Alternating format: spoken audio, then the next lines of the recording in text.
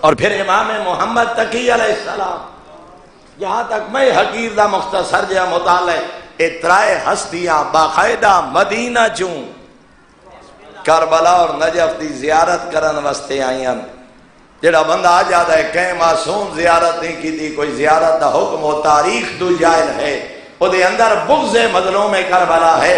میں عشرہ دے دوران بھی جنہاں لوگا سنے ہوئے 4 دن میں فرزند زہرا دی زیارت دے فضائل تے مجالس تے گفتگو کی تھی۔ سید الانبیاء اتنا بھی فرمایا اگر اللہ کے بندے نو اتنی زندگی عطا کرے 1000 حج پیدل کرے مگر والی کربلا دی زیارت نہ کرے، فرمایا اس حق رسالت ادا ہی نہیں کیتا۔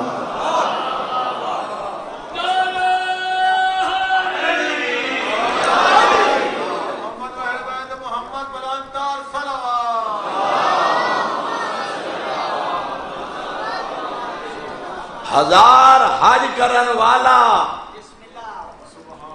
اتنی ولو فرض کرو اتنی عمر پائے کہ 1000 بار حج کرے مگر فرزند زہرا دی زیارت واسطے کربلا نہیں آیا۔ پیغمبر فرما رہے ہیں میرے حق دا غاصب ہے، اس میں پیغمبر دا حق ادا نہیں کیتا۔ کیوں؟ الحسین منی وانا من الحسین، اجر رسالت ایک حصہ ہے فرزند زہرا دی زیارت کا۔ انشاءاللہ میں کوشش کرساں جو آخری مجلس سے چند جملے حل کرا پھر زیارت متعلق ایک جملہ ہون مناسبت حال پھر حل کرنا چاہنا۔ 6ویں آقا نے ارشاد فرمایا جیڑا بندہ ساری زندگی گزار جائے تے کربلا دی زیارت دا ارادہ ہی نہ کیتا اس ناقص الایمان، 6ویں آقا فرمانے تو دا ایمان ہی مکمل نہیں۔ غربت اپنی جاتے نہ ہی پھردا جیب اجازت آئے جندی حسرت تک کرے ہاں، خدا دل کربلا واسطے تڑپے تا ہاں، آنسو بہا کے اتنا تا کیا مالک اتنا تا دیویں ہاں جو غریب دا سلام کر رہا ہاں۔ فرمایا دل ہی نہیں تڑپیا، حسرت ہی پیدا نہیں ہوئی، ارادہ ہی نس کیتا۔ 6واں آقا فرمانے ناقص الایمان ہے، او دا ایمان مکمل ہی نہیں۔ اگلا جملہ میرے آقا نے فرمایا اگر جنت چلا بھی گیا، ہو سکتا ہے اتنا متقی ہوئے، نیک ہوئے، نمازی ہوئے، عزادار ہوئے مگر زیارت کربلا نہ کیتی ہے، نہ ارادہ نہ شوق۔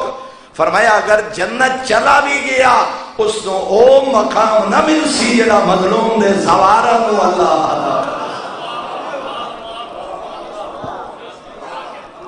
مظلوم دے زوار نو اللہ